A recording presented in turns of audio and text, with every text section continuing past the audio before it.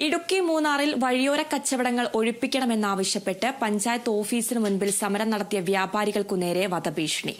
മൂന്നാറിലെ വിവിധ വാട്സ്ആപ്പ് ഗ്രൂപ്പുകൾ വഴിയാണ് ഭീഷണി സന്ദേശങ്ങൾ പ്രചരിപ്പിച്ചത്. പെട്ടിക്കടകൾ ഒഴിപ്പിക്കാൻ ഇനി ശ്രമങ്ങൾ നടത്തിയാൽ കനത്ത വില നൽകേണ്ടി വരുമെന്നാണ് ഫോണിലൂടെ ഭീഷണി സന്ദേശം.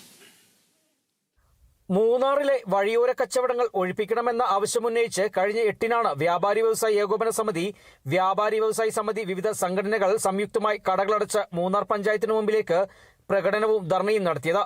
ഇതിനുശേഷമാണ് വ്യാപാരി വ്യവസായി ഏകോപന സമിതി Munnar unit president CK Babulal, വ്യാപാരിയും മൈ മൂന്നാർ മൂവ്മെന്റ് കൺവീനറുമായ G സോജൻ എന്നിവരുടെ പേരുകൾ പറഞ്ഞ് ഭീഷണി സന്ദേശം എത്തിയത്.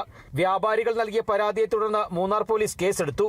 ഏതു ഭീഷണിയെയും നേരിടാനുള്ള കരുത്തുറ്റ സംഘടനയാണ് വ്യാപാരി വ്യവസായി ഏകോപന സമിതിയെന്ന് സംഘടനാ ജില്ലാ പ്രസിഡന്റ് സണ്ണി പൈമ്പിളിൽ പറഞ്ഞു. ഏകോപന സമിതിയുടെ ആളുകളെ കൈകാര്യം ചെയ്യുമെന്ന് പറഞ്ഞാൽ അതിനെ ശക്തമായി നേരിടാനുള്ള പ്രാപ്തി ഞങ്ങൾക്കുണ്ട്.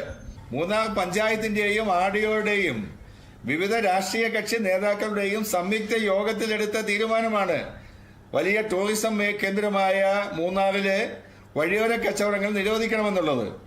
അങ്ങനെ എടുത്ത തീരുമാനം ഒരാഴ്ച ഒഴിപ്പിക്കൽ നടപടികളുമായി മുന്നോട്ട് പോയി കഴിഞ്ഞപ്പോൾ ചില ആളുകളുടെ വരുമാനം നിലയ്ക്കും എന്ന ഘട്ടം വന്നപ്പോഴാണ് ഈ ഒഴിപ്പിക്കൽ നടപടി നിർത്തിവെക്കണം, പഞ്ചായത്തും അന്ന് കൂട്ടുനിന്ന തദ്ദേശ നിയമസഭാ അംഗങ്ങൾ അടക്കമുള്ള ആളുകൾ പിന്നീട് മലക്കം മറിഞ്ഞ് അതിനെ സപ്പോർട്ട് ചെയ്തു. വ്യാപാരി വ്യവസായി ഏകോപന സമിതിയെ സംബന്ധിച്ചിടത്തോളം ഒരു ഭീഷണിക്കും വശപ്പെടുന്ന ആളുകളല്ല.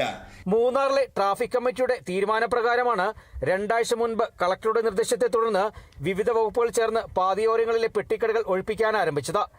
4 ദിവസം കൊണ്ട് 100-ലധികം കടകൾ നീക്കം ചെയ്തിരുന്നു. വിവിധ രാഷ്ട്രീയ സംഘടനകൾ എതിർപ്പുമായി രംഗത്തെത്തിയതിനെ തുടർന്ന് ഒഴിപ്പിക്കൽ നിർത്തിവെച്ചതോടെയാണ് വ്യാപാരികൾ പ്രതിഷേധവുമായി രംഗത്തെത്തിയത്. Kerala vision news, Idukki.